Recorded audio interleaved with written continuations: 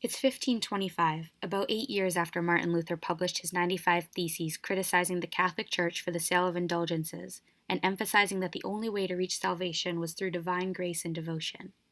With this, the Protestant Reformation began, marked by conflict between the Catholics and the Protestants. From this was born a style of art known to historians as Mannerism. Mannerism describes the style of art from the 16th century between the Renaissance and the Baroque era. With art from this era, we see exaggerations of styles from the High Renaissance, elegance, unrealistic proportions, and introductions of concepts of exceptionally overwhelming amounts of vivid and ornamental detail. However, unlike the realistic and natural manner of light and color from the Renaissance, Mannerism uses artificial color. And we see this transition in the altarpiece work of Pontormo, known as the Entombment of Christ, located in the chapel within the Church of Santa Felicita. Looking at this painting, though we're hit with vibrant, bright pastel colors, it's obviously a very mournful scene filled with despair. Here we see Christ being lowered off of the cross. All of the figures, especially the body of Christ, are elongated in a highly stylized manner that is not natural of the human body. So here is where we begin to see the contrast from High Renaissance art, where the human body was portrayed in perfect proportions and measurements were exact. The length of the bodies here makes the scene more dramatic, more elegant, things that have been notably associated with this era. And on the topic of elegance, the ground line here has no definitive definition. Unlike earlier work in which figures stood flat on the ground, we have figures in motion, standing in positions on their tiptoes and giving us the illusion that they're dancing around Christ. Then we have this disproportion of the stance of the figure in the middle here. He sits off balance in a position that would be impossible to carry someone had this been a real-life photograph. But not only is the ground line gone, the earthly background is too. The image is crowded with figures that all overlap each other, and it can be hard to find definitive outlines for each figure.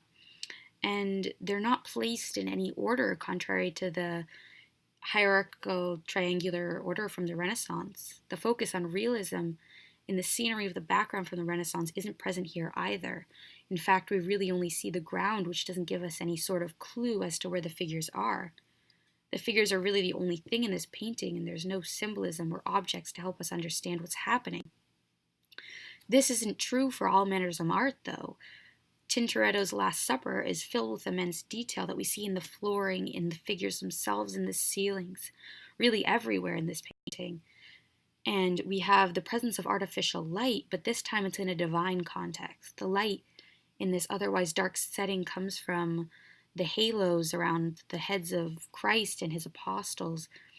We also see the energy of motion as the figures interact with each other and the other objects in the painting, but we still have this sense of linear perspective from the Renaissance that pulls us into Christ from all directions, especially the light that's emanating from his halo and the way that the figures all look at him and the shadows really bring the focus into Christ.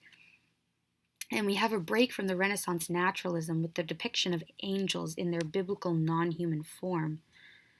The dramatic style that we now associate with Mannerism we find also in the length of the table. It's elongated, and it tilts in a way that reaches out to the viewer.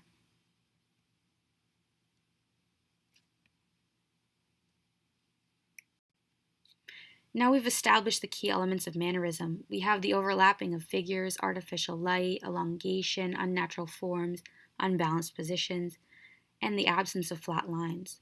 From all this, we can see why the style of art is separated from Renaissance. It's really emphasized and stylized, and it's really dramatic.